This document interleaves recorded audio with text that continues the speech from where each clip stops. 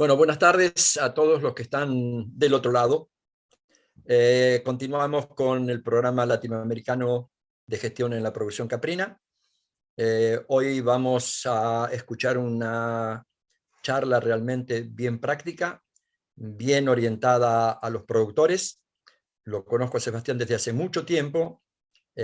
A mi criterio, quizás es hoy en día uno de los más importantes investigadores de situación real de producción vinculada a la producción real de la producción caprina en Argentina, sobre todo en la zona del noreste argentino, Formosa, Chaco. Creo, a mi criterio, quizás es a mi criterio, el más importante de los investigadores hoy en día en actividad en el tema caprino, sin desmerecer al resto. Y como lo conozco perfectamente bien, sé que la charla de hoy va a estar enfocado justamente en los objetivos que tenemos en este programa, que no es la academia, sino que es la técnica y llegar al productor. Lo dejo con ustedes con el doctor Sebastián de la Rosa, que es docente de la Facultad de Ciencias Veterinarias de la Universidad Nacional del Nordeste en Corrientes, Argentina. Seba, la clase. Bueno, Patricio, por ahí quizás es un poquito exagerada tus comentarios exagerados, pero bueno, gracias por la invitación, gracias por darnos este espacio. Eh, en realidad yo hasta hace muy poquito fui docente, ahora estoy, digamos, sigo colaborando con el grupo de investigación de conservación y mejora, el grupo de recursos genéticos animales de la Facultad Veterinaria de Corrientes, pero estoy ya colaborando como productor también, porque estoy con un emprendimiento privado trabajando con recursos genéticos locales de vacas y muy próximamente también con cabras y ovejas en mi propia explotación familiar. Eh, Indudablemente todo lo que en estos casi 25 años de trabajo de investigación en los recursos genéticos locales era lo que yo sugería que había que hacer con los productores, ahora lo estoy dando adelante con mi propia explotación. Y es que, bueno, estoy un poquito del otro lado del mostrador. Además de técnico, investigador, extensionista en su momento, ahora también estoy como productor. Entonces, cuando me pidieron si podía tomar parte de este módulo, que es el módulo 5, donde estamos hablando de genética, me parece muy importante que se haya tenido en cuenta hablar un poco de las razas locales o de los recursos genéticos locales, porque es algo que no está en la mayoría de las currículas de todos los países que conformamos este grupo, digamos, que está tomando este programa de formación. No se habla de recursos genéticos locales, con excepciones, por suerte ya empieza a ver en más países que se está hablando de la genética local y de las razas locales. Pero hasta hace no mucho tiempo solo se hablaba de las razas, nosotros les llamamos exóticas, pero digamos lo de las razas seleccionadas para alta producción, era de lo único que hablaba la bibliografía y la currícula, cuando en la realidad en el campo la mayoría de los animales se corresponden a estos grupos de razas locales. Es un poco lo que vamos a hablar en esta charla. Como ahora no me está corriendo. A ver si lo puedo dar desde acá. Ahí está, perfecto. Como para hacer una introducción, vamos a hacer algunos repasos, algunos conceptos que me imagino que ya todos los deben tener, pero es como para ir entrando, digamos, en el tema. Nosotros sabemos que todo lo que... A ver si puedo agarrar un puntero. Bien, ahí está. Todo lo que es el genotipo, que está determinado, digamos, por lo que hereda el individuo de su padre y de su madre, y a su vez de toda su genealogía, para interactúa, digamos, con el ambiente, en este caso, como ejemplo, el clima, el sistema de producción, la sanidad, el manejo, todo eso, digamos, es el factor ambiental, y la suma de estas dos cosas, de la genética, o sea, lo que hereda el individuo más todo su contexto, que se engloba como ambiente, nos va a dar como resultado lo que nosotros vemos que es el fenotipo. En este caso estamos viendo, digamos, caprinos de distintos fenotipos, por lo tanto de distinta composición genética, pero también a su vez que fueron desarrollados en distintos tipos de ambientes y se fueron adaptando al clima, al sistema de producción. Acá vemos la raza Boer, que está adaptada para la producción de carne. Vemos la raza Anglo-Nubian, que en muchos lugares se la utiliza como productora de leche, aunque también produce una buena cantidad y calidad de carne. Y esto que ven acá en el medio es un recurso genético local de acá de Argentina, que es la cabra criolla formoseña, que vamos a hablar un poquito de toda la experiencia, lo que fue lograr que este recurso genético sea reconocido. Si vamos a lo que es la definición de razas, esto, digamos, extraído de FAO, es un grupo subespecífico de animales domésticos con características externas definidas e identificables que le permiten ser diferenciados por apreciación visual de otros grupos definidos de la misma especie. Esa es la definición más clásica, aunque ahora hay algunas variantes de la definición de raza que involucra otros aspectos.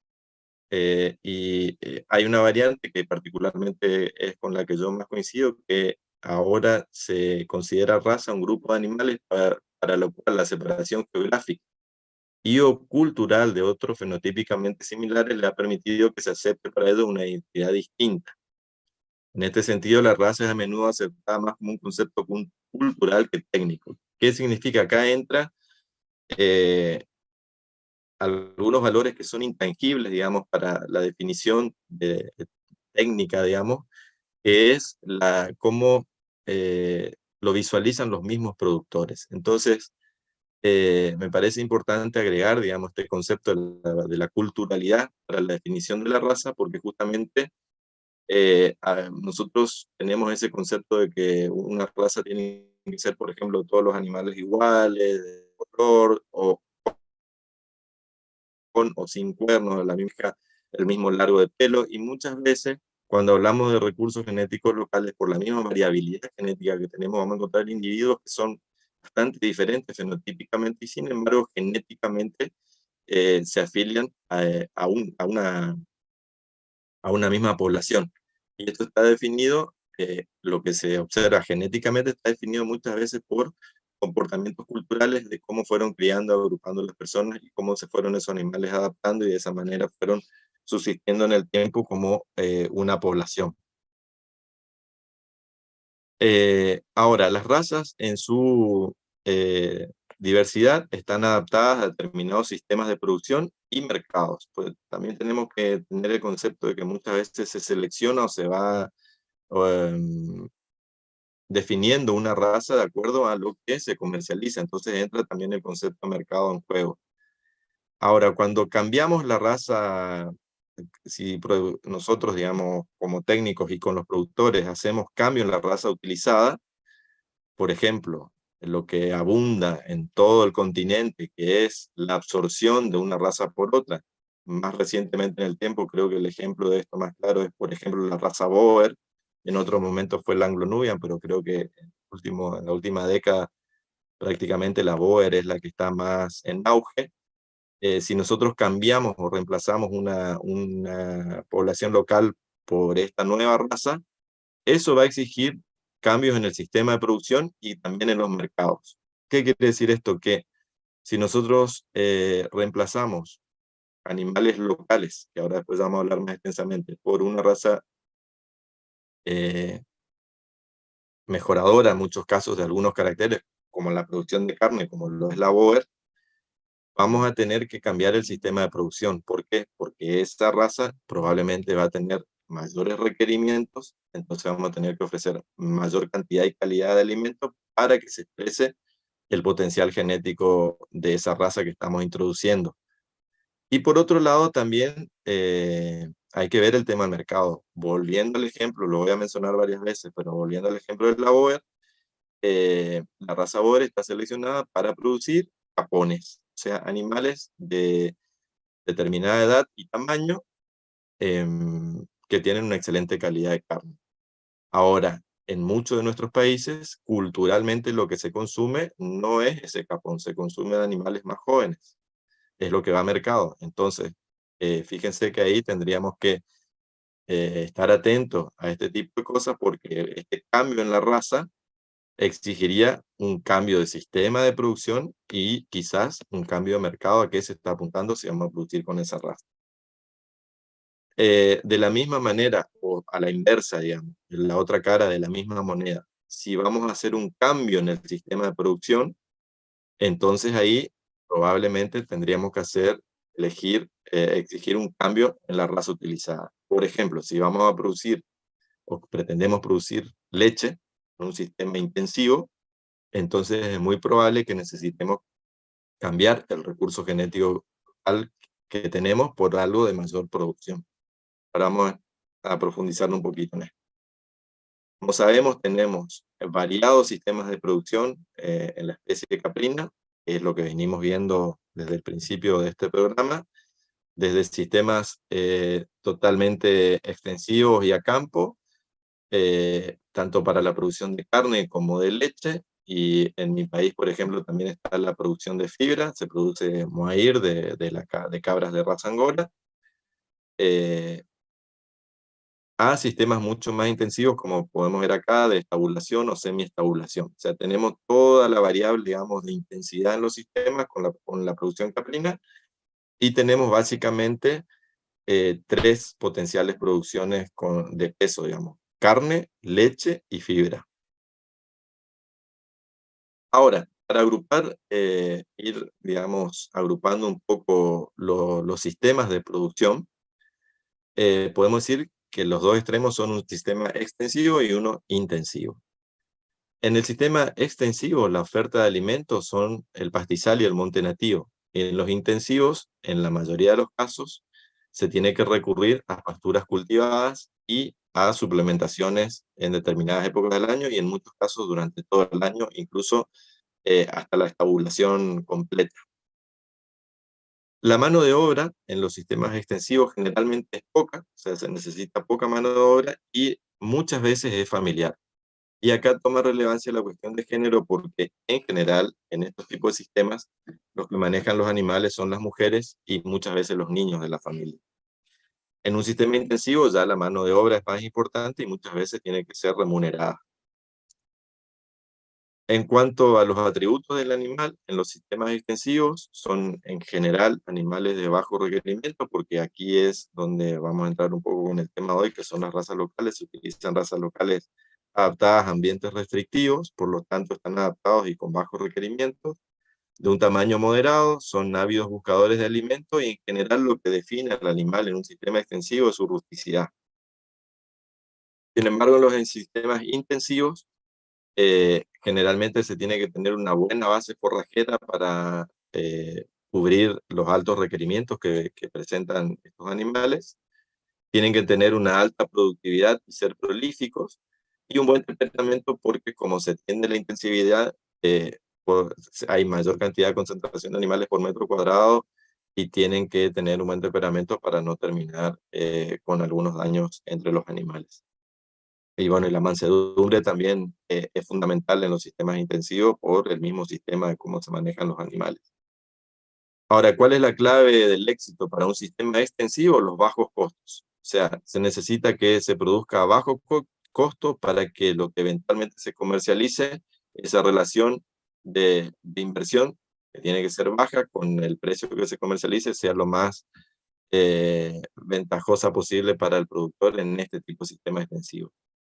Ahora, en los sistemas, la clave, digamos, para el éxito en un sistema intensivo es la alta producción. Acá lo que se necesita es que toda esta inversión que se hace para cumplir con estas características del sistema sea redituado en alta producción, y por lo tanto en un mayor volumen de comercialización y mayor ganancia para el productor.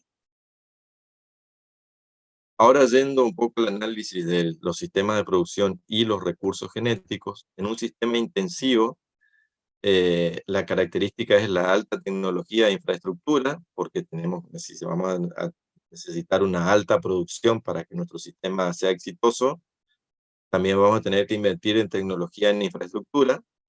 La producción en estos sistemas es de acuerdo a la demanda del mercado, y para este sistema lo que mejor cuadra, digamos, son las razas que nosotros llamamos exóticas, y que en definitiva se refieren a razas seleccionadas de alta producción, tanto para carne como para leche o para fibra. Ahora, en los sistemas intensivos, la tecnología y la infraestructura son limitadas. Generalmente estos sistemas extensivos también están vinculados a zonas marginales en cuanto a la agroecología, son zonas donde probablemente no se puede hacer ni agricultura ni una ganadería justamente intensiva, entonces son zonas marginales. La producción acá está basada en la demanda de las comunidades, porque el mercado tiende a ser también local. Y aquí es donde encuadra justamente lo que nos ocupa hoy, que son las razas locales o las llamadas también razas criollas, que no son otra cosa más que los caprinos que llegaron desde la época de la conquista, se fueron adaptando a distintos ambientes agroecológicos, fueron adquiriendo, digamos, rusticidad a través de toda una selección, muchas veces incluso hasta natural, aunque siempre está la mano del hombre ahí, pero fueron adquiriendo, digamos, determinadas características de acuerdo a la región geográfica donde se fueron adaptando, y son lo que agrupamos como razas locales. Ahora vamos a ver un poquito antes de, como para terminar, digamos, esta pequeña introducción, algunos, les diría, prejuicios del mejoramiento genético en caprinos, y también sucede con otras especies, pero bueno, hoy nos ocupan caprinos. Hay un fuerte arraigo de la idea de que para mejorar hay que sustituir un recurso por otro. O sea, todo lo que son planes de mejoramiento implican la incorporación de una raza mejoradora de esos caracteres que queremos hacer resaltar. Por ejemplo, si es para la producción de carne, decimos, bueno, no, hay que mejorar con Boer, pero no se piensa, esto es una generalidad, ¿no? No se piensa que se podría hacer un programa de selección dentro de una raza local para ir mejorando algunos caracteres que permitan producir mayor cantidad y calidad de carne. Lo que directamente se va a que hay que incorporar y sustituir un recurso por el otro. También hay un mensaje instalado de que lo que viene de afuera es mejor. O sea, siempre lo que viene de afuera es mejor, y podríamos atribuir muchas veces esto está vinculado a las políticas, ¿no? Porque está bien visto, digamos, de que el funcionario de turno entregue animales, entregue reproductores, mejoradores, bueno, y buscando ese rédito político a veces, se cometen algunos errores en el territorio. Eh, Ese mensaje de que todo lo afuera es mejor, por continuidad, significa que lo local es malo. Entonces, la falta de conocimiento y puesta en valor justamente de esos recursos es lo que muchas veces prevalece, y se llega a pensar que lo local es malo, pero simplemente yo creo que lo que falta es conocimiento del recurso local. Y por otro lado, la poca sustentabilidad de los sistemas en el largo plazo, porque todo esto conlleva al que estar todo el tiempo bombardeando genéticamente a los recursos locales con genética externa, va a llevar en el mediano y largo plazo a pérdida de diversidad y a que se pierdan características, digamos, que pueden ser muy importantes para el futuro de la actividad en muchas regiones de todo el continente. Entonces, cuando hablamos de razas locales, la principal razón para conservar estos recursos genéticos es que si no se hace una intervención apropiada, especies enteras, acá no solamente hablamos del caprino, sino que en otras especies es exactamente lo mismo, pueden perder resiliencia, que es la capacidad de adaptación a cambios, y puede perder resistencia a enfermedades, también a demandas de determinado mercado que al cambiar o reemplazar un recurso pueden desaparecer, y la falta de adaptación al cambio climático, que eso lo estamos viviendo y cada vez más. Todo esto puede llevar a que se resientan los niveles de producción. Pero, ¿qué es lo que pasa? Para poder conservar eh, o en todo caso mejorar, primero es necesario conocer. Y eso es lo que creo yo que hace 20 años, 2 décadas aproximadamente a esta parte, hemos avanzado bastante en eso, porque ya hoy hay muchas caracterizaciones de recursos genéticos locales realizadas, y hoy conocemos bastante más a nuestros animales, a nuestras razas locales, que lo que conocíamos hace 20 años. En esto tiene mucho que ver, sobre todo la FAO y muchas organizaciones como la Reconvian, las universidades, muchos gobiernos que no se han quedado, digamos, con ese bombardeo que existía de que todo lo de afuera era mejor y han buscado otras alternativas. Y bueno, y hoy tenemos una gran cantidad, o por lo menos todavía falta trabajo por hacer, pero si nos comparamos con 20 años a esta parte, creo que se ha avanzado muchísimo en la caracterización de los recursos genéticos caprinos en toda Latinoamérica. Entonces, para conocer tenemos que recurrir a lo que se llama caracterización. Y esa caracterización, para que sea completa, tiene que abarcar aspectos fenotípicos, genéticos, productivos. Tenemos que conocer el sistema de producción y también la caracterización demográfica. ¿Qué significa cada una de estas cosas? Vamos a ver brevemente. La caracterización fenotípica es justamente todo lo que nosotros vemos de la población que estamos pretendiendo caracterizar.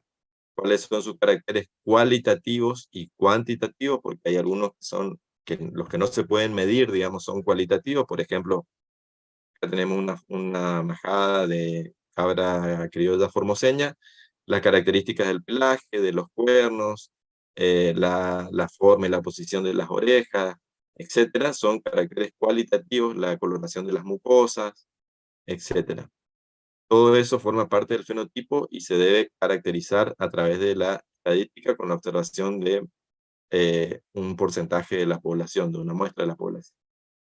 También todo lo que los caracteres cuantitativos, alzada, diámetros, longitudes, peso, todo lo que se pueda medir, forma parte de los caracteres cuantitativos, y esas dos cosas, los caracteres cualitativos más los cuantitativos, nos van a caracterizar fenotípicamente a una población.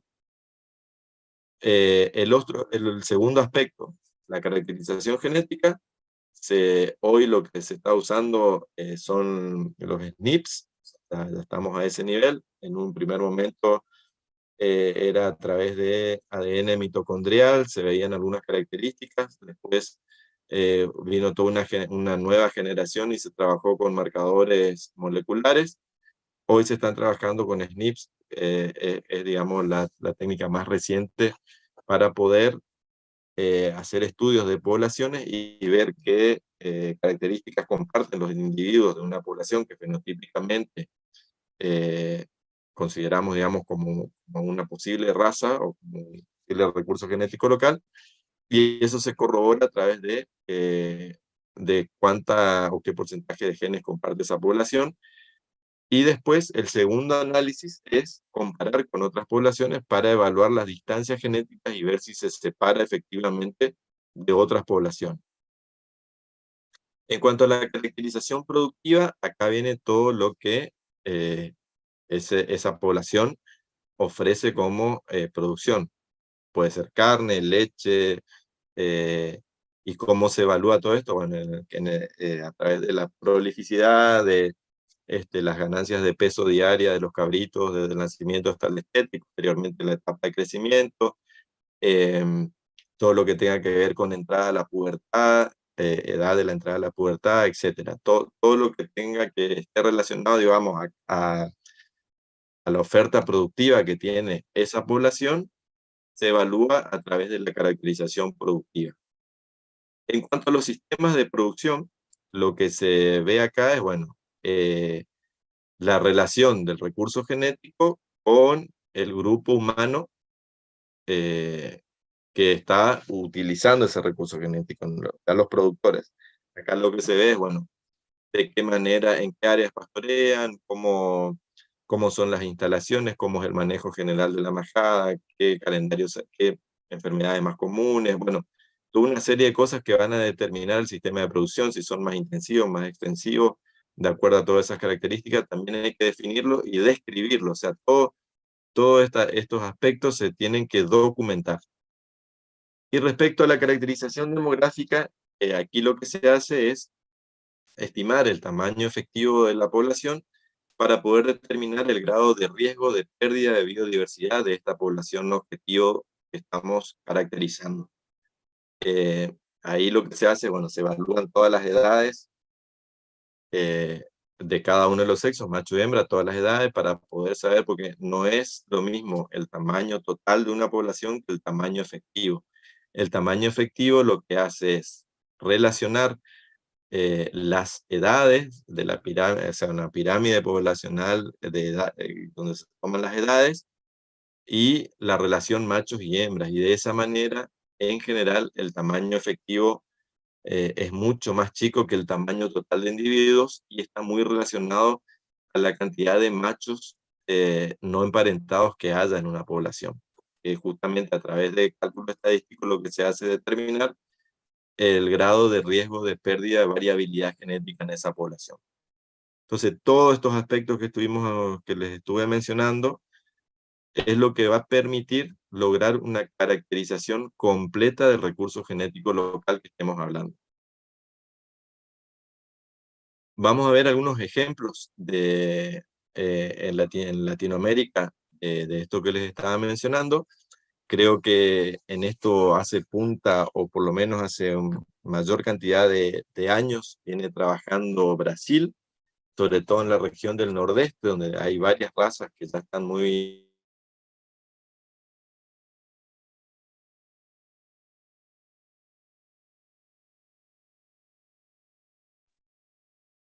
Seba, nos hemos quedado sin tu sonido.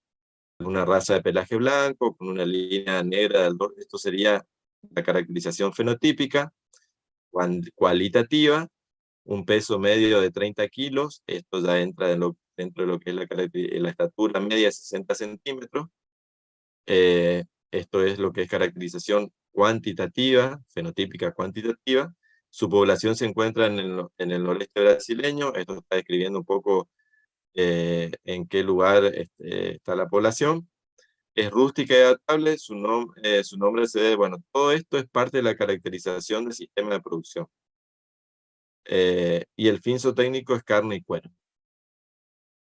Otro ejemplo también de Brasil es la raza Canindé.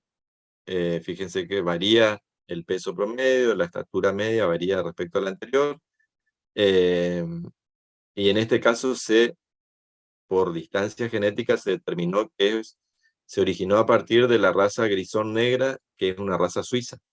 Pero ya es un recurso, hoy, digamos, este recurso está adaptado al ambiente de Brasil, y ya hay una distancia genética desde la raza que le dio origen a esta otra raza que ya es una población diferenciada. O sea, no es, si bien tiene su origen a partir de esta raza que llegó a Brasil, hoy esto ya es una población local.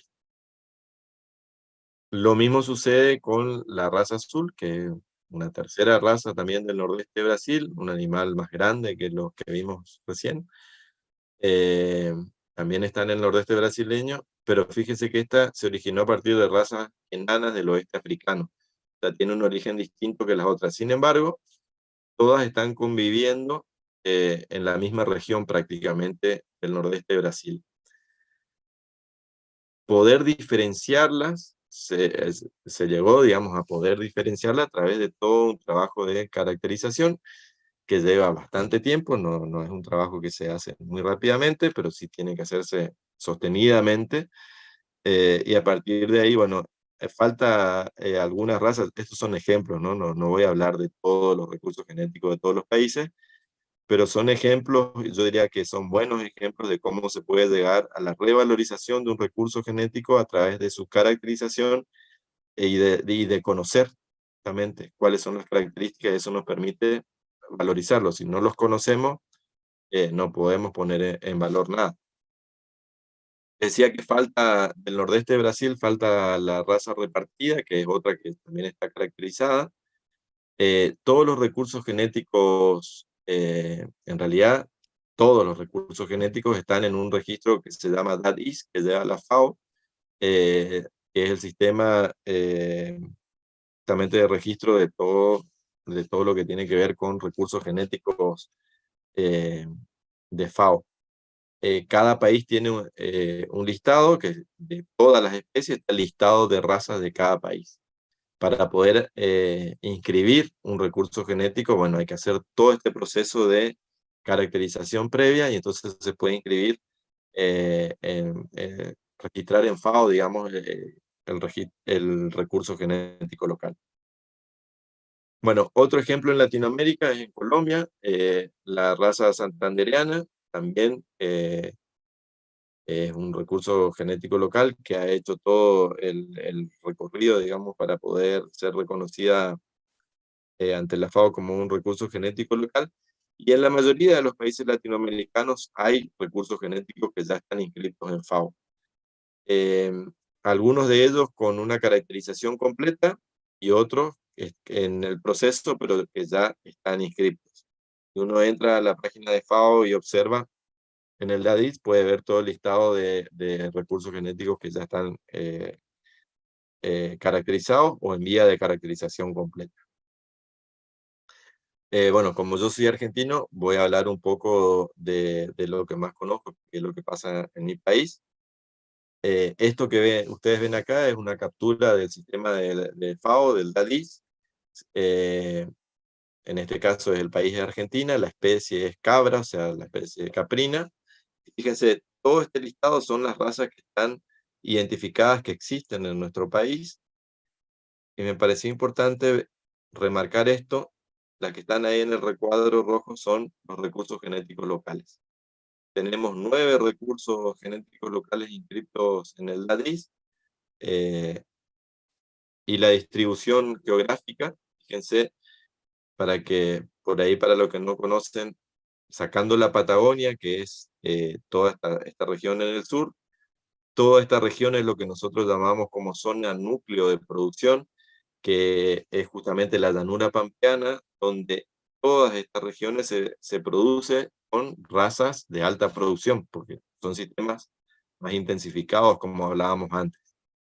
Y en realidad hay poca producción caprina en esta región, mucha producción ovina, y sobre todo en nuestro país lo que nos caracteriza es la producción de carne de bovino, de vacas.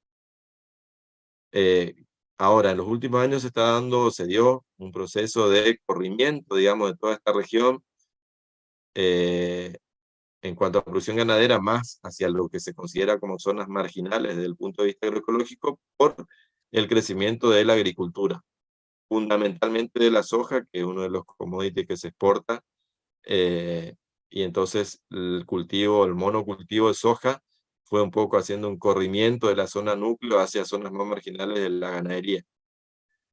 Eso es como dato, digamos, pero lo que nos interesa a nosotros, que es la producción caprina, justamente se condice con toda la mayor cantidad de caprinos está en esta región, que sería la zona más marginal desde el punto de vista agroecológico para otras actividades ganaderas intensivas.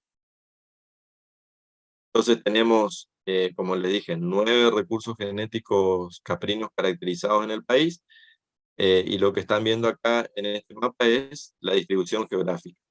La cabra criolla del norte neuquino, que está en esta región, justamente en el norte de Neuquén, la cabra colorada pampeana, la cabra criolla de Córdoba, en el centro del país, la cabra criolla formoseña, que es la región donde nosotros trabajamos con nuestro grupo de investigación.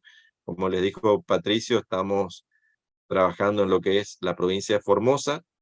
En realidad fue el gobierno de la provincia de Formosa quien financió toda la caracterización de la cabra, y por eso el nombre quedó como cabra criolla formoseña, pero en realidad tenemos el mismo recurso genético en esta región de la provincia del Chaco, que es esta, la provincia de Salta, que es esta, y también está el mismo recurso genético en el vecino país de Paraguay. Toda esta región es el lugar donde está geográficamente, donde se cría la cabra criolla formoseña.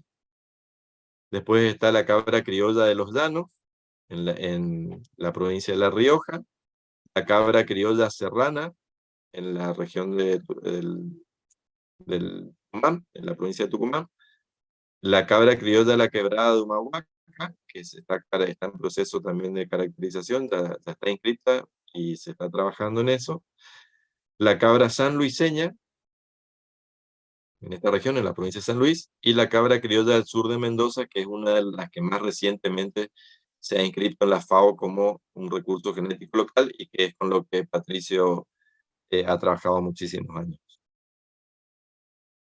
Bueno, ahora yo voy a profundizar un poquito sobre la situación de 3 de estos recursos genéticos porque me parecen casos interesantes de distintos aspectos y los vamos a ver un poquito cada uno. La de la cabra criolla del norte neuquino, la colorada pampeana y la criolla formoseña. La primera de ellas, y creo yo que justamente merece estar en primer lugar para ver, estudiar como un estudio de caso esto, es la cabra criolla del norte neuquino. Esta cabra tiene hecha la caracterización completa, creo que fue el primer recurso genético de mi país que se caracterizó completamente. Está en el norte de la provincia de Neuquén, como pueden ver aquí, ¿sí? Al norte de la Patagonia. Tienen un sistema particular de producción de tipo extensivo, y la particularidad es que son transhumantes.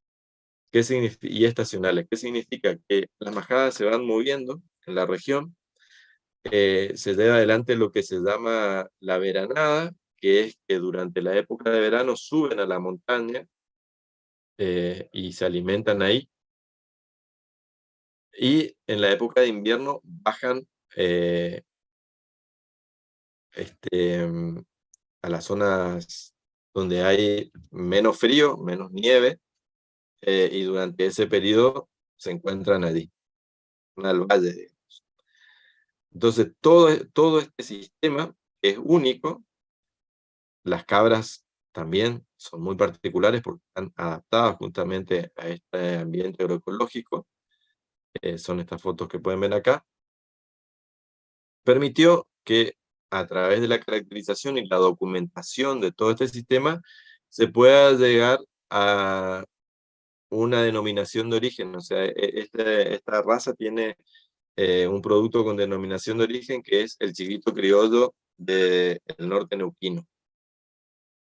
El sistema de producción es de carne y se certifica 2 tipos de productos, el chivito mamón y el chivito de veranada. Y el destino principal de esta producción son los mercados regionales, donde hoy ya cuenta con, es muy reconocido, digamos. Esto fue todo un proceso participativo que se fue dando entre los crianceros, que es así como se llaman las personas que crían que utilizan este recurso genético, con técnicos de distintas instituciones, fundamentalmente del INTA, que es el Instituto Nacional de Tecnología Agropecuaria de nuestro país. Son animales mesolíneos, fíjense, todos estos datos parten a partir de la caracterización. Como están en ambientes muy fríos, son animales chilludos, o sea, tienen el pelo largo, y hay 2 variedades, una con pelos muy largos y la otra variedad que le dicen pelada, pero es todo dentro de la misma población. Las hembras alcanzan un peso adulto de 40 kilos y los machos de 64, o sea, son animales de tamaño medio. Y bueno, en los últimos años, además de la aptitud productiva carnicera, con una prolificidad de 1.4 y ganancias de peso que van de 85 a 120 gramos por día, se empezó a incursionar en lo que es la producción de cashmere. Como el origen de esta población se cree que fueron parte, digamos, de lo que ingresó con los españoles, de las razas españolas, también hubo un ingreso a través del Pacífico, de animales que provenían del Himalaya, muy probablemente de la raza cachemira. Estos animales tienen fibras que son compatibles, digamos, con la característica del cashmere. Entonces se ha empezado a hacer todo un trabajo junto con los productores y los técnicos de peinado y de caracterización de esa fibra, y hoy eh, un subproducto, digamos, de este recurso genético, además de la carne, es el cashmere, y está en crecimiento, digamos. Está en una etapa de crecimiento, poder obtener fibras también que se peinan en una forma característica, digamos, tener la fibra, y está en etapa de expansión este subproducto que es el cashmere. Vamos con otro ejemplo. la cabra colorada pampeana, se encuentra en el oeste de la provincia de La Pampa. Son sistemas también extensivos con encierro nocturno. Acá como característica es que la lactancia es restringida y se utilizan nodrizas para criar mejor a los cabritos. El servicio es a campo con una sola aparición en el año, en la primavera. Y la particularidad, como en otros lugares del país, es la utilización de castronerías, que son productores que están especializados en la atención de los machos en la época, o sea, fuera de la época reproductiva. Los machos se dejan al cuidado de los castroneros o de las castronerías, que son lugares donde solo hay machos, y de esta manera se estacionan los servicios. Una característica particular de los sistemas caprinos de nuestro país en determinadas regiones. La mano de obra de estos sistemas es fundamentalmente familiar. Bueno, acá están las características, justamente se llama colorada pampeana por el color característico que tienen los animales. También son animales chilludos. También se ha empezado a peinar algunos animales y se obtiene una fibra de muy buena calidad, pero fundamentalmente la actitud productiva es carnicera. Bueno, ahí vemos imágenes de lo que les mencionaba, que se está empezando a peinar y a caracterizar la producción de fibra.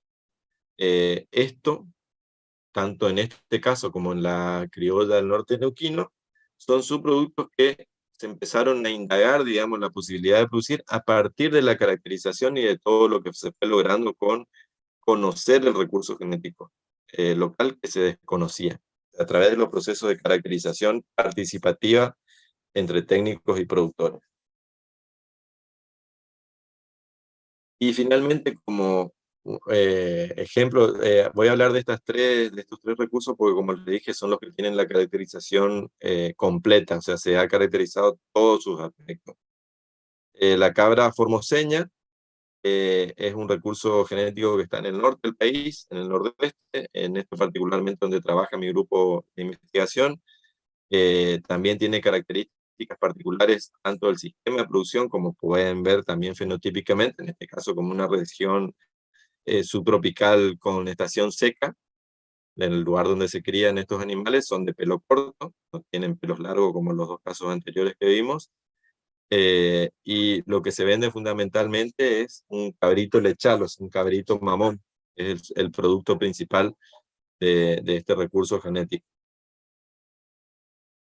También tiene un volumen corporal mediano, perfiles rectos, bueno, todas las características fenotípicas que surgieron a partir de la caracterización, y que pueden terminar, una vez que se analiza todo esto, terminan en lo que son los estándares raciales, que siempre tienen que ser trabajados participativamente con los productores. Para que ustedes tengan una idea de por qué la importancia de esto, como habrán visto, esta cabra en particular tiene estas manchas que son como lunares y que eh, los productores le dicen el pelaje moteado, es el que ellos prefieren. Puede haber de capa entera, de distintos colores, desde el blanco hasta el negro, pasando por todas las tonalidades, pero ellos prefieren este tipo de capas porque en la región hay mucho puma, o sea, que es un felino depredador, que caza, digamos, actualmente a los caprinos y a los ovinos que están en la región de monte.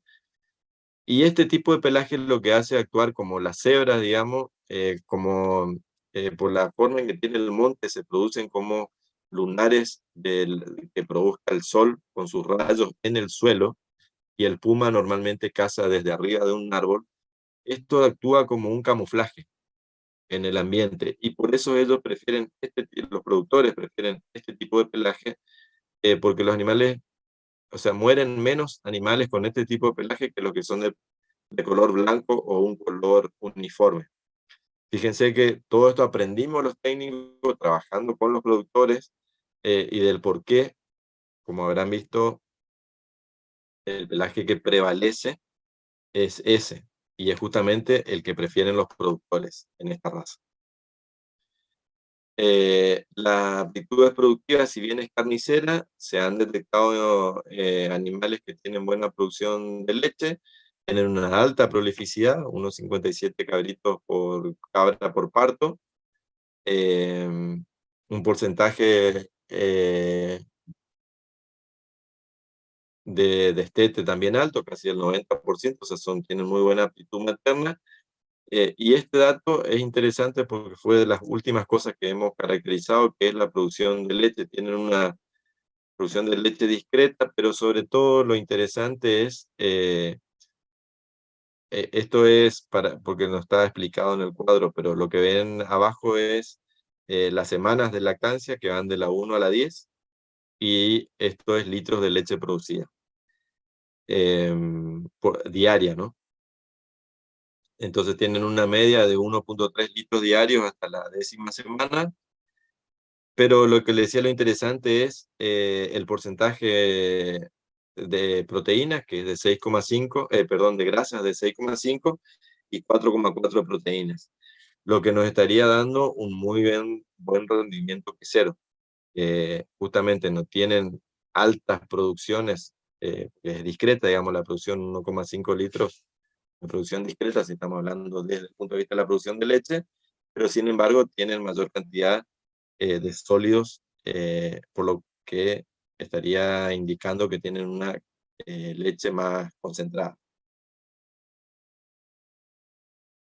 Bueno, como conclusiones de lo que estuvimos viendo, la elección del recurso genético caprino debe estar sujeto a los objetivos productivos y a la intensividad de los sistemas, y hay que ser consciente de las limitantes ambientales. ¿Por qué esto? Porque muchas veces se pretende producir con animales, valga la redundancia, de alta producción, y no tenemos en cuenta las limitantes ambientales. Y como en general los sistemas caprinos están en áreas marginales, hay que tener en cuenta y ser consciente de las limitantes para ver, de acuerdo a ese objetivo de producción que tenemos, qué raza se ajusta o no a lo que estamos pretendiendo hacer.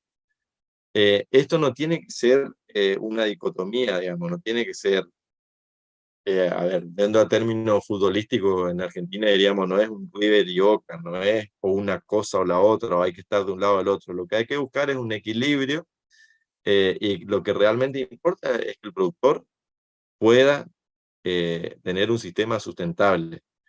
Si vamos a introducir razas de alta producción, perfecto. Tenemos que tener en cuenta que probablemente haya que ajustar todos los indicadores de ese sistema y llevar de un sistema más extensivo a una intensificación si pretendemos que ese recurso genético que estamos introduciendo manifieste toda la potencialidad productiva que tiene y que está determinada genéticamente. Si esas condiciones no están dadas, probablemente convenga trabajar en la selección del recurso genético que tengamos y lograr buenos índices con el recurso genético, que como les decía en el transcurso de la charla, para poder saber cuánto podemos mejorar, primero lo tenemos que conocer. Entonces es fundamental contar con las caracterizaciones de los recursos genéticos locales para ver de qué manera nos ofrece y de qué manera se puede mejorar.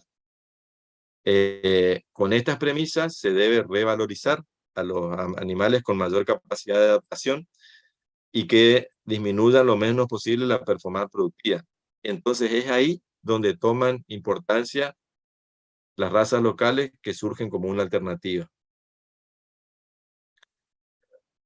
Ahora, como les decía recién, no se puede conservar lo que no se conoce, ni se puede mejorar lo que no se conoce. Entonces acá es fundamental la caracterización. Y me parece importante, digamos, esto yo no me canso de repetirlo porque seguramente muchos que son de diversos países tienen recursos genéticos locales, pero tienen poca información. Entonces, es fundamental el proceso de caracterización para ver qué es lo que tenemos y cómo lo podríamos mejorar o simplemente utilizar y revalorizar lo que tenemos. Porque si están funcionando en un sistema donde todos los años paren, donde todos los años crían, donde se comercializa lo que se produce, entonces quiere decir que no es tan malo y tiene características de adaptación que quizás con la introducción de otros animales de otras razas, pretendiendo mejorar algún carácter, estemos provocando un daño que es una pérdida de diversidad y de adaptación al ambiente donde se está produciendo.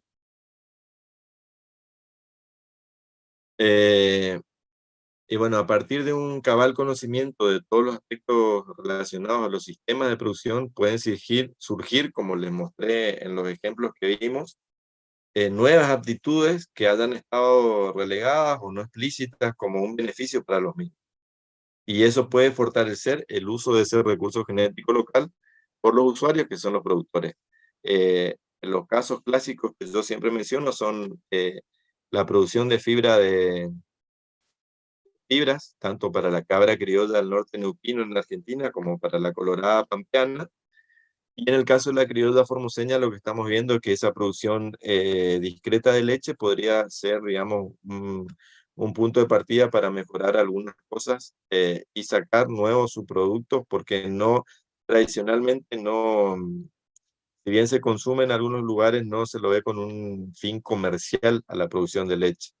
No digo que lo sea, pero por lo menos a través de todo este proceso de caracterización, hay un aspecto ahí que podría potenciarse en el caso de que se quisiera diversificar la producción con este recurso genético. Bueno, hasta aquí esto pretendía ser más como un disparador. Ahora estoy abierto a lo que pueda responder, si hay alguna duda, alguna consulta, y no podía no poner, digamos, estas fotos son de 3 planteles de conservación. 2 son in situ, quiere decir que están en manos de los productores, y otro es el plantel in situ de conservación y mejoramiento, que está en el Centro de Validación de Tecnología Agropecuaria de la provincia de Formosa. Y bueno, y ahí están mis coordenadas de contacto por si alguien necesita en lo que podamos ayudar, estamos siempre dispuestos. Así Bueno, que, muchas gracias, Sebastián. Quizás alguna colaboración para el último concepto. En un trabajo que realizamos hace 2 años atrás, junto con gente de la Universidad de Querétaro en México, encontramos que la leche de cabra criolla del sur de Mendoza contiene menos cantidad de alfa-caseína, por ejemplo, que la raza Saanen, lo cual creo que es un aporte importante a esto que vos decís, ir descubriendo de las razas locales característica muy específica que la diferencian quizás de otras razas que uno la tiene como una, es verdad, lechera por excelencia, pero cuando vamos al rendimiento quesero y a esto de las hipoalergenicidades, nos damos cuenta que hay otras razas que tienen mucha mejor condición que, por ejemplo, en este caso la Saanen, que fue la que evaluamos. exacto, Eh, Patricio, yo por una cuestión de tiempo, a veces uno no se puede playar en muchas cosas, pero hay un trabajo publicado también por la gente de Bariloche, donde después de la erupción de un volcán que tuvimos en Argentina hace unos años, todo lo que era, porque es un centro que está en Pilcanillero, donde está todo lo que era la genética de mejoramiento Angora, digamos, para la producción de moaíd en Patagonia. Se murieron la mayoría de las cabras de Angora, y las criollas del norte neuquino, que estaban ahí también como un reservorio, no solo que no se murieron, sino que o sea, hubo una aparición del 100%, a pesar de la ceniza del volcán. Y justamente creo que es un ejemplo también del valor que tienen estos recursos genéticos, porque donde menos lo pensamos, ahí salen ellos, digamos, ofrecernos soluciones a muchos problemas, sobre todo ambientales. bueno, hago un comentario de un proyecto digamos que estuve escuchando esta semana, donde el comentario que hacía el ponente era que los productores opinaban que las razas criollas, locales, como las llamemos, no eran de buena calidad. Ese mismo concepto yo lo escuché en el año 1985 en La Rioja, hasta que nos pusimos a trabajar y hoy en día los productores no quieren salir de la criolla. Es esto que decís vos, Eva, que hay que caracterizarla, que hay que conocerla y que hay que ponerla en condiciones de producción, porque si no, estamos siendo nosotros los que estamos yendo en contra del principio de la raza local. Sí, Carlos Rubio, también lo que pasa mucho es que por ahí todo lo que no se lo puede afiliar dentro de una raza es criollo, lo cual no significa que es criollo. Muchas veces son cruzas que ya vienen con problemas de productividad y de adaptación por la misma cruza que tienen, pero como no es parecido a ninguna raza, entonces es criollo, y muchas veces no es criollo, son cruzas que no están adaptadas y que tienen todos los problemas que tienen por eso. bueno, Carlos Rubio pregunta si los procesos de denominación de origen del chivito mamón, entre otros, ¿se trabajan al tiempo de la caracterización de la raza criolla o es un proceso posterior? Mira, hay una línea de base de información, de caracterización, que tiene que existir previo al proceso de la certificación de denominación de origen. Porque para poder certificar de que es un producto único, digamos, previamente hay que hacer toda la investigación del sistema de producción, de algunos, bueno, las características mismas de genotípicas no, pero sí fenotípicas fundamentalmente, para poder decir, bueno, esta es una población y se cría de esta manera en esta región, y todo eso es justamente en lo que consiste el proceso de caracterización. Lo que pasa es que después hay otras cuestiones que se pueden hacer en paralelo a la denominación de origen y otras que se pueden ir haciendo después. Pero hay una línea de base de información que es previa a poder salir a trabajar el tema de la denominación de origen. Con respecto a esto voy a hacer un breve comentario. El mayor punto de faena de cabritos o de cabritos en la Argentina es la provincia de Córdoba, que justamente no es la provincia de mayor cantidad de cabras. Sin embargo, se vende como cabrito cordobés todo el cabrito que se compra en La Rioja, en Catamarca, en Santiago del Estero, en Mendoza, en San Juan. ¿Sí? Entonces, al no haber salas de faena con habilitación para vender en todo el país, termina siendo denominación de origen de un cabrito que no nació en ese lugar. ¿Sí? Lo quiero aclarar porque, digamos, muchas veces ocurre, justamente en el área donde yo trabajé, pues ya me jubilé, en Malargüe, que es quizás una de las áreas de mayor concentración de cabra del país. Justamente han generado un matadero frigorífico para darle el valor de origen y que no es el cabrito que se produce en Malargüe, no se vaya a Córdoba y sale como cabrito cordobés. ¿Sí? Eso también es las trampas de las Exacto. denominaciones de origen. Sí, Que hay que tener sí, cuidado. lo que también tiene que entrar siempre en el análisis es si hacer todo ese proceso, que son certificaciones, que muchas veces hay que invertir, porque las certificadoras, digamos, se pagan, si realmente después se obtiene un precio diferencial de ese proceso, o sea, de ese producto en realidad. Si se paga un precio diferencial, bueno, entonces sí se justifica todo lo otro. O sea, el tema de la denominación de origen está bien, pero hay que analizar todos esos aspectos. Si realmente Mira, después se en va a obtener concreto, un precio diferencial por todo, digamos, por todo ese trabajo. mira, un hecho que nos ocurre justamente acá en el sur de Mendoza es que una gran cantidad de cabrito que se faena en Malargüe es del norte neuquino. ¿Sí? Entonces Claro. ya cuando se faenó en Malargüe ya perdió, o sea, le saqué el cuero y perdió la denominación. Sí. Acá pregunta un docente muy amigo mío, Abel Trujillo, eh, una pregunta muy simpática. ¿Cuál es la raza de la cabra en las fotos que sale Leo Messi? Eh, Creo que es Boer, ¿no? No, malagueña. Por lo menos por la que veo me Ah, parece que es una malagueña. no, no, Pero bueno, no tengo presente la foto, pero bueno, sí, no sos bueno, yo futbolero. creo que todos los que la tienen clarísimo en todo el tema de denominación de origen y de defensa de sus recursos genéticos locales son los españoles, ¿no? Eh, Ahí prácticamente cada región tiene sus cabras, sus quesos, o sea, realmente creo que ellos están en una...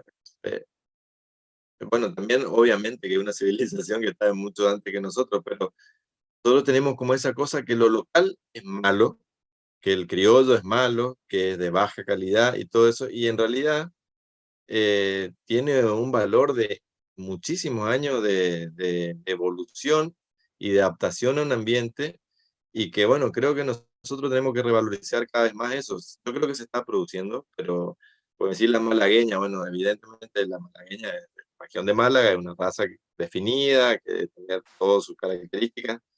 eh, pero fíjense que creo que la última raza que se empezó a importar, creo que fue a Venezuela, es la Florida.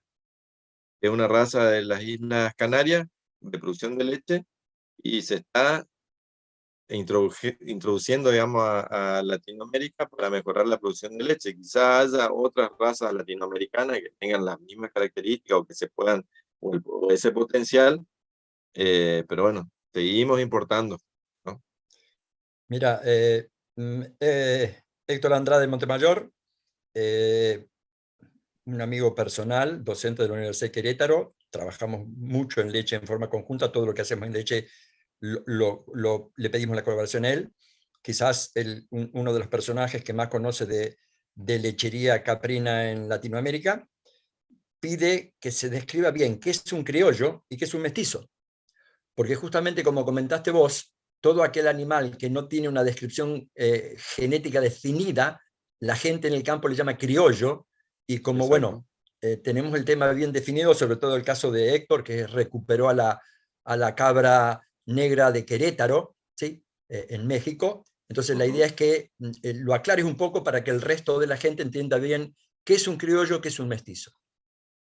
Sí, el criollo justamente se puede afirmar es criollo, y ahí va teniendo distintas denominaciones de acuerdo a la geografía y al sistema de producción y todo lo que expliqué que se hace que se obtiene a partir de la caracterización. Tiene características particulares, no solamente fenotípicas, sino que genéticas también. Por eso es importante caracterizarlos, porque si no, si fenotípicamente lo podemos afiliar dentro de una población, no quiere decir que genéticamente sea eso, ¿no? Y el caso más claro creo que lo presenté ahí con la raza Canindé, que es original, o sea, el origen de esa raza es una raza suiza, sin embargo, hoy ya es un recurso genético local totalmente adaptado y distanciado genéticamente de lo otro. Y el mestizo son cruzas, o sea, un animal mestizo ya es un animal que tiene, puede ser una F1, que sería el 50% y 50%, pero ya está cruzado con alguna de las razas de reciente introducción, digamos, al país o al continente, si se quiere. Entonces, un mestizo es ya un animal que tiene una cruza con Nubian, o con Boer, o con, qué sé yo, pardo alpino, con Sanen. Ya cuando se da algún tipo de cruzamiento, eso es un mestizo. Ahora, en el dialecto popular de la gente, cuando alguien no puede afiliar, digamos, por sus características fenotípicas a un animal, y esto pasa en todas las especies, no solamente con las cabras, lo que no lo puede afiliar, digamos, y decir, bueno, en vacas, por ejemplo, esto es un Hereford, esto es un Aberdeen Angus, no le ven una característica determinada, ya dicen que es criollo, y no necesariamente eso es así. Y acá en Argentina, por ejemplo, nos pasa mucho el tema de que se dice criollo a todo lo que son cruzas índicas con ganado bovino, y que sí son animales de poca calidad, son animales descarnados, son ariscos, tienen cuernos de todos los tipos y tamaños, pero eso no es criollo, eso es un mestizo con distintas vertientes de sangre índica y europea, y probablemente también sangre. Voy al bovino porque por ahí es lo que se entiende más, ¿no? Pero en cabras, como hay un alto desconocimiento, a veces no se puede ejemplificar así tan concretamente como pasa con bovino. Pero bueno, para redondear, el animal criollo es el que tiene sus orígenes desde la época de la conquista y fue evolucionando en el territorio de acá, nuestro, y hoy ya es una población que se puede diferenciar genética y fenotípicamente de las otras razas, digamos, que son de introducción más reciente. Y los mestizos son cruzamientos. Muchas veces, por todos estos planes, digamos, de cruzamiento absorbente, donde se pretende introducir una raza y se van en el camino, o termina el plan, o cambió la línea política, y entonces va quedando en el camino, y eso después, la biología es muy práctica. Cuando se termina el estímulo de esos genes, después vuelve a lo anterior, y en ese camino lo que vamos viendo son animales que no son ni una cosa ni la otra, son mezclas, y eso es lo que se conoce como mestizos. Julio González dice, cada país tiene diferentes zonas de explotación. ¿Cuáles serían las características importantes vinculadas al clima y alimentación que deberíamos considerar al ir formando nuestros propios recursos genéticos? Y yo creo que eso se tiene que determinar localmente. No es lo mismo justamente por las diferencias, ¿no? Creo que lo importante ahí es el trabajo participativo. O sea, se tiene que vincular mucho y escuchar mucho lo que dicen los productores y los que quieren los productores, y de esa manera ir moldeando el recurso de acuerdo a las necesidades que se tengan. Porque los técnicos tenemos tendencia a levantar el dedito y decir lo que se quiere hacer o lo que se debería hacer, y eso muchas veces no, no se condice con lo que el productor está necesitando o lo que está queriendo el productor. Entonces yo creo que eh, dos cosas. Por un lado, hay que ver qué es lo que se necesita en cada región. Esa sería como la fórmula, es ver lo que se necesita localmente, y en segundo lugar, prestar mucha atención a lo que el productor demanda y darle realmente importancia a eso, porque el que está todo el día en el campo y viendo lo que pasa es el productor, entonces hay que escuchar. Bueno, antes que vos cierres, quiero hacer un pequeño comentario. En el año 1985, o sea, hace muchos años atrás, casi 40, cuando empezamos a trabajar con ganado caprino criollo en la provincia de La Rioja, nos miraban medio raro, porque entendamos que en la década del 80 y del 90 fue el boom de la importación de razas exóticas provenientes de Europa fundamentalmente, después de Australia y Nueva Zelanda, y nos miraban a nosotros como los loquitos de la cabra criolla, y hoy tenemos un personaje como Sebastián de la Rosa, que ha entendido perfectamente bien el concepto y que continúa en una línea que nosotros, digamos, iniciamos pensando que era lo que había que hacer, y hoy en día, como verán ustedes, ya en Argentina ya hay 9 variables diferentes de raza criolla certificadas en FAO. O sea, esto demuestra que en todos los países se puede hacer, ¿sí? Que no es una cosa de ningún impedimento raro. Piensen que en Argentina, un país netamente ganadero bovino, ¿sí? Con 60 millones de vacas, con 30 millones de ovejas y simplemente con 5 millones de cabras, y sin embargo en la cabra se puede trabajar y se puede conseguir. Seba, muchísimas gracias y te dejo el cierre. Bueno, muchas gracias nuevamente, Patricio. Gracias a todos por las preguntas. Seguramente, o por lo menos mi intención fue despertar alguna inquietud, y para eso quedo ahí, como les dije, están mis contactos para el que quiera seguir la charla, las consultas, lo seguimos conversando.